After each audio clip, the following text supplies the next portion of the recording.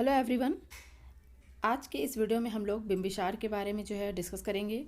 Bimbisara Haryanka dynasty का founder, Magadh empire का जिसे पहला रूलर कहा जाता है बिम्बिसार को। और हम लोग इस वीडियो में बिम्बिसार के अचीवमेंट के बारे में जानेंगे कि बिम्बिसार ने अपने रूलिंग पीरियड में क्या क्या अचीव किया था, किस तरीके से उसकी जर्नी थी। ये सारी चीज़ों के बारे में हम लोग इस वीडियो में डिस्कस करेंगे। तो हम लोग वीडियो को स्टार्ट करते हैं, लेकिन इससे पहले मैं आपसे ज़रूर कहूँगी कि अगर आप लोगों ने हमारे चैनल को सब्सक्राइब नहीं किया है या फिर हमारे चैनल पे नए हैं तो चैनल को सब्सक्राइब करना ना भूलें और वीडियो को लाइक और शेयर करना भी बिल्कुल भी ना भूलें। तो आइए हम लोग अब देखते हैं कि बिम्बिसार वो हर्यक डायनेस्टी का फाउंडर कैसे बना, कैसे उसने शासन किया था और किस तरीके से उसने अचीवमेंट पाया था अपने रूलिंग पीरियड के दौरान में। तो सबसे पहले हम लोग बिम्बिसार के बारे में जानेंगे। देखिए, बिम्बिसार इसके बारे में कहा जाता है कि हर्यक वंश का संस्थापक था, है ना। बिम्बिसार वो हर्यक वंश का संस्थापक था। इसका रूलिंग पीरियड, इसका कार्यकाल आपका 1493 से लेकर के आपका 1492 तक का है ना। 1493 से 1492 का इसका ये रूलिंग पीरियड है आपका। ईसा पूर्व हो जाएगा आपका BC जिसे कहते हैं, है ना, बिफोर क्राइसिस। तो यहाँ आप देख रहे होंगे कि ये आपका 93 से 92 हो रहा है, क्योंकि विसा आपका ये ईसा पूर्व है ना, BC में है, इसलिए। अब देखिए यहाँ आगे इसके बारे में हम लोग देखेंगे कि भाटिया नामक एक वीर महत्वाकांक्षी सामंत था, है ना। उसने पुलकी, है ना, एक साथ होगा यहाँ पे आपका पुलकी जो बृहद वंश के अंतिम राजमंत्री के पुत्र थे, जो मगध के राज सिंहासन पर बैठा था। मतलब कि उस समय वो मगध का शासन था। मगध का शासक कौन था? पुलकिल था। अब उसकी हत्या करवा कर अपने पुत्र बिम्बिसार को राजगद्दी दिलाता है। और इसके अनुसार इस अवस्था के बाद उस मतलब जिस समय उसके जब शासन करने के लिए उसे जब गद्दी पर बैठाया गया था, तो उस समय उसकी मात्र उम्र कितनी थी? तो वो 15 वर्ष थी, है ना। मतलब कि यहाँ देखिए कहा जाता है कि अब आप लोग ये सोच रहे होंगे, अभी अभी मैंने आप लोगों से कहा कि मगध एम्पायर का ये फर्स्ट रूलर था बिम्बिसार। लेकिन यहाँ पे एक नाम है, इसे आप लोग क्लियर कर लीजिए और इसे अच्छे से समझ लीजिए। बृहद वंश, है ना। बृहद वंश के बारे में कहा जाता है कि महाभारत और पुराण में इसके बारे में कहा गया है कि मगध राजवंश का ये मगध एम्पायर का पहला ये शासक था और पहला डायनेस्टी था, है ना। कि मगध राजवंश की स्थापना के बारे में कहा जाता है कि वसु का जो पुत्र था जरासंध, उसका जो पिता थे, उसके पिता बृहद थे, उन्होंने की थी। अब इसके बारे में आपका बृहद का पुत्र था जरासंध, वो एक शक्तिशाली योद्धा था, है ना। सॉरी, यहाँ पे एक चीज़ आपका मिस्टेक हुआ कि आपका बृहद का जो पुत्र था जरासंध, है ना।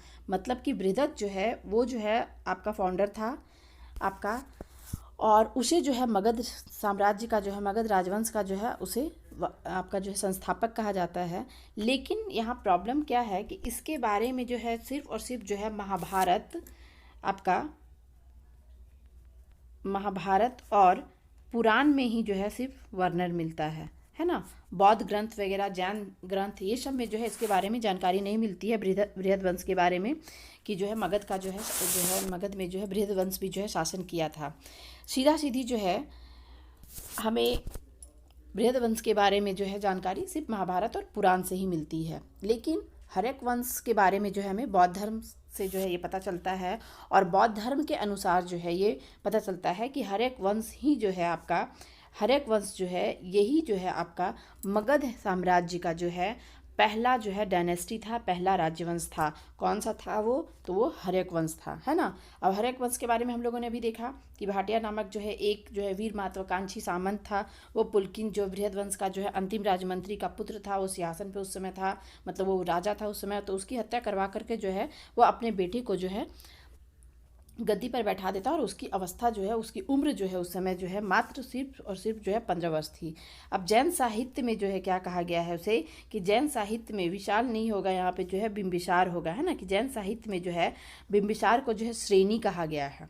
जैन साहित्य में जो है बिंबिसार को श्रेणी कहा गया है। बिंबिसार ने जो है गिरिव्रज और राजगिरी की स्थापना की थी तथा उसे मगध साम्राज्य की प्रथम राजधानी बनाया गया था। अब यहाँ पे जो है आपसे क्वेश्चन पूछा जाए कि जो है मगध का जो है पहला राजधानी क्या था, तो वो जाएगा आपका गिरिव्रज या फिर जो है आपका राजगिरी।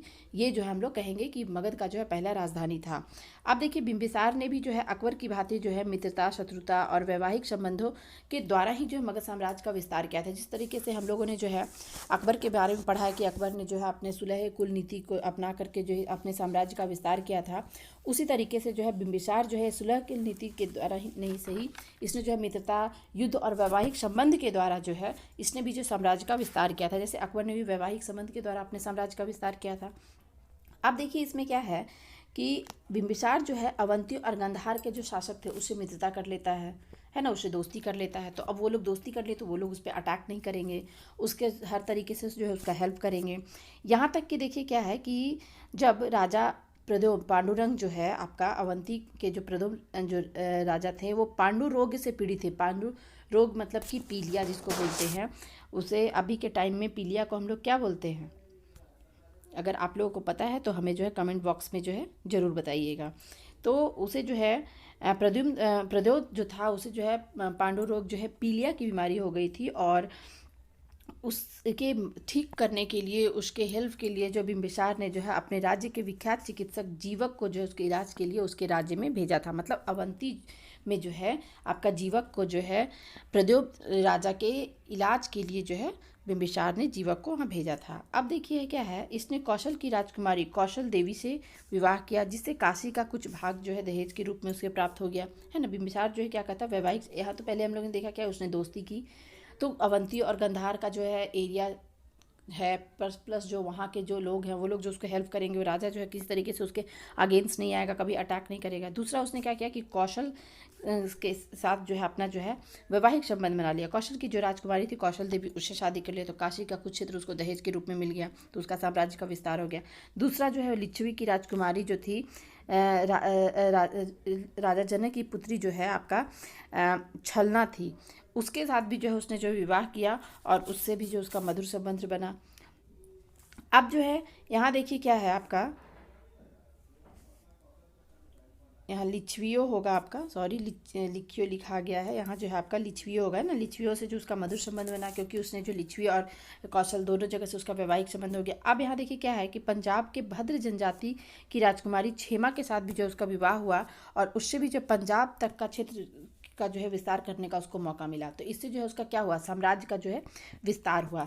अब यहाँ क्या है कि बौद्ध ग्रंथ में वज्ञ जो है, बौद्ध ग्रंथ महावज्ञ में जो लिखा गया है कि बिंबिसार के राज्य में जो है 80,000 जो है गांव थे, है ना। बिंबिसार के राज्य में जो है 80,000 गांव थे तथा इसका क्षेत्रफल जो है 2700 वर्ग किलोमीटर था। उसके राज्य में अनेक गणतांत्रिक समुदाय भी थे, मतलब रिपब्लिक भी थे, अपना जो है जनजाति वगैरह समुदाय था। और यहाँ तक कि गंधार नरेश पुलकेश ने मगध में अपना राजदूत भी भेजा था, और मगध का जो राजा था बिंबिसार उसने भी अपना राजदूत जो है अन्य राज्यों में भेजा था। मतलब कि एक तरीके से जो कम्युनिकेशन का जो है संचालन जो है वो होता रहता था राजदूतों के द्वारा, है ना। उसका राजदूत उसके पास है, उसका राजदूत उसके पास है, ताकि एक जगह की न्यूज़ जो है दूसरी जगह जो है मिल सके और दूसरी जगह की स्थिति के बारे में लोग जो है समझ सके, जान सकें। दूसरा यहाँ देखिए क्या है आपका, महावज्ञ में ये भी लिखा है कि बिंबिसार की जो है 500 रानियाँ थी, है ना। बिंबिसार की जो है 500 रानियाँ थी, जिसमें से एक का नाम जो है वाशवी भी था। यहाँ पे देखिए आपका है कि 500 रानी में से जैसे हम लोगों ने देखा कि एक कौशल देवी थी, दूसरा हम लोगों ने देखा छलना था, दूसरा क्षेमा, तीसरा क्षेमा और चौथा का यहाँ वाशवी नाम है। 500 रानियाँ थी, तो 500 रानियों का नाम जो है वो जानना उतना इम्पॉर्टेंट नहीं है। इम्पॉर्टेंट ये है कि वो कौन कौन सी रानियाँ थी जो इम्पॉर्टेंट रोल प्ले की थी या उनके लिए जो है खास थी। तो जिसमें वाशवी के बारे में भी जो दिया गया है, तो ज़रूर इन्होंने जो है कुछ वैसा किया होगा जिसकी वजह से इनका नाम जो है इतिहास में जो है जाना गया। अब देखिए हम लोग वो आगे भी जानेंगे कि क्यों उनके नाम के बारे में जो है लोग जान रहे हैं, उनके बारे में जानेंगे। बाकी 500 रानियाँ जो थी उसमें से सिर्फ इन्हीं लोगों का नाम क्यों आया, क्योंकि इन्हीं लोगों का नाम आने के पीछे क्या था, क्योंकि कौशल का जो है दहेज के रूप में काशी क्षेत्र मिला था, आपका जो लिच्छवी के साथ जो अच्छा संबंध बना था, पंजाब का क्षेत्र का विस्तार हुआ था। और वाशवी के बारे में हमें देखना है कि इनका क्या रोल था। तो देखिए क्या है कि बिंबिसार जो है वो अंग के राज्य को जीत लेता है और वहाँ पर जो है अपना पुत्र कुलीन जिसका नाम अजात शत्रु था उसको जो है उस आपका अंग का जो राजधानी चंपा था वहाँ का जो है गवर्नर बनाकर भेज देता है ना। मतलब वहाँ का जो है उसको गवर्नर बना दिया और उसको वहाँ भेज दिया। बिंबिसार ने न केवल सुधीर नहीं होगा सुदृढ़ होगा सुदृढ़ राज्य का निर्माण किया था, अपितु एक कुशल संचालक के रूप में का भी परिचय दिया था, है ना। कि वो जो है सिर्फ एक जो है बड़ा राज्य का ही स्थापना नहीं किया, बल्कि जो है एक कुशल राजा के रूप में भी जो है उसने काम किया था। तो वह शासन का जो है वो प्रधान होता था। अब इसके अलावा सिर्फ जो है राजा ही शासन नहीं कर सकता, उसे हेल्प करने के लिए बहुत लोगों की आवश्यकता होती है। तो उसने जो है अपनी सहायता के लिए जो छोटे बड़े अनेक अधिकारी रखे थे, जिसमें से उपराजा, मांडलिक, सेनापति, सेना नायक, महामात्र, व्यवहारिक महामात्र और ग्राम भोजक प्रमुख थे, है ना। इन लोगों का जो है रोल जो है होता था, ये लोग जो है इम्पॉर्टेंट रोल प्ले करते थे। जैसे उपराजा जो है वो कौन होता था, तो उपराजा जो है राजा का बेटा ही जो है हो सकता था, है ना। उपराजा जो है राजा का बेटा हो सकता था। उसके बाद फिर जो है आपका मांडलिक के बारे में दिया गया है ना। उसके बाद जो है आपका मांडलिक के बारे में, जैसे उपराजा कौन होगा, तो राजा का बेटा होगा।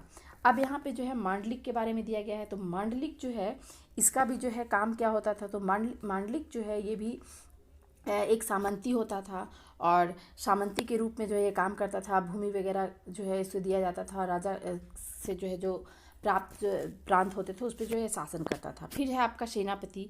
सेनापति जो है एक अनुभवी और राजभक्ति जिसमें होती थी उसे ही बनाया जाता था, और वो राज्य के प्रति जो है आपका जो है सजग रहेगा, देशभक्त की भावना उसमें रहेगी, और सेना का जो है वो कुशल संचालन करता था। सेना नायक के बारे में दिया गया है कि सेना नायक जो है आपका और सेनापति के बीच में जो है सेना अधिकारी होते थे, वो दोनों सेना नायक और सेनापति के बीच में जो है ये काम करता था। इसके बाद है व्यवहारिक महामात्र जो है, ये व्यवहारिक महामात्र जो है ये जो है आपका न्यायाधीश का काम करता था, जज का काम करता था, है ना, लोगों को न्याय दिलाने का। और ग्राम भोजक जो है, ग्राम भोजक का जो है क्या कि ये जो है गांव का मुखिया होता था, और ये जो है गांव में जो है कर वगैरह वसूल करता था और राजकोष में जो है जमा करता था, ये उसकी जिम्मेवारी होती थी। और राजा जो है इन लोगों के हेल्प से जो है शासन करता था।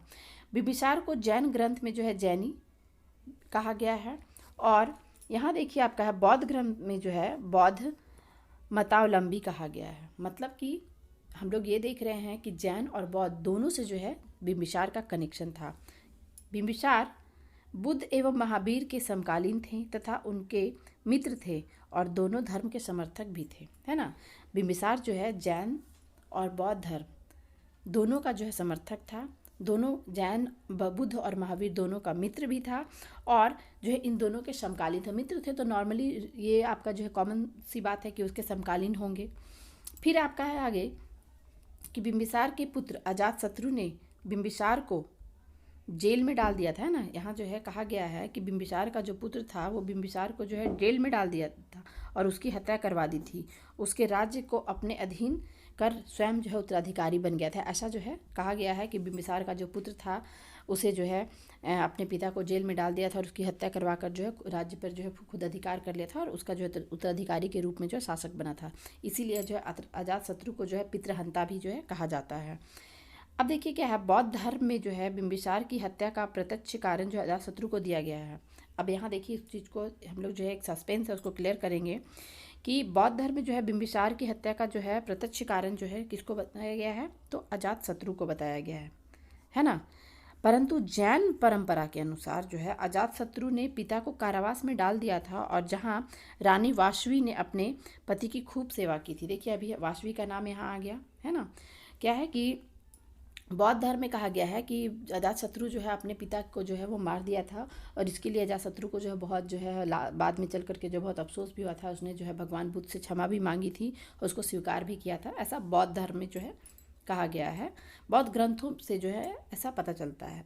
लेकिन जैन परंपरा के अनुसार क्या है कि अजातशत्रु के बारे में कहा गया है कि अजातशत्रु जो अपने पिता को मारता नहीं है, बल्कि अजातशत्रु जो अपने पिता को जो है कारावास में जेल में डाल देता है और जहाँ पर जो उसकी रानी जो है वाशवी जो थी उसकी खूब सेवा करती है। ये दो तरह के मतभेद हैं बौद्ध और जैन में।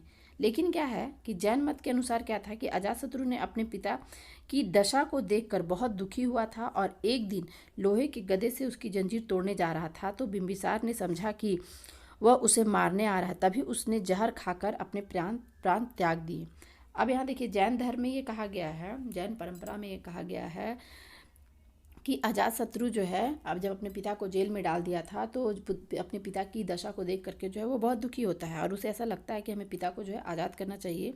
तो इसलिए वो क्या करता है, लोहे की गदा लेकर के जो है वो जंजीर में जिस जंजीर में बिम्बिसार को जकड़ के रखा था उसको तोड़ने के व्यू से जो है वो आगे बढ़ता है। लेकिन बिम्बिसार को ये ऐसा लगता है कि वह उसे मारने आ रहा है, इसलिए वो क्या करता है, बिम्बिसार की जहर खाकर अपने प्राण त्याग देता है कि मैं अपने बेटे के हाथ से मरने से अच्छा है कि मैं खुद जो है अपने प्राण को त्याग दूं। इतना सच है कि बिम्बिसार की मृत्यु का कारण अजातशत्रु ही था, है ना। अब यहाँ देखिए क्या है कि कंक्लूजन क्या निकलता है कि बौद्ध धर्म में भी जो है बिम्बिसार की हत्या का कारण, बिम्बिसार की मृत्यु का कारण अजातशत्रु को ठहराया गया है और जैन धर्म में भी ठहराया गया।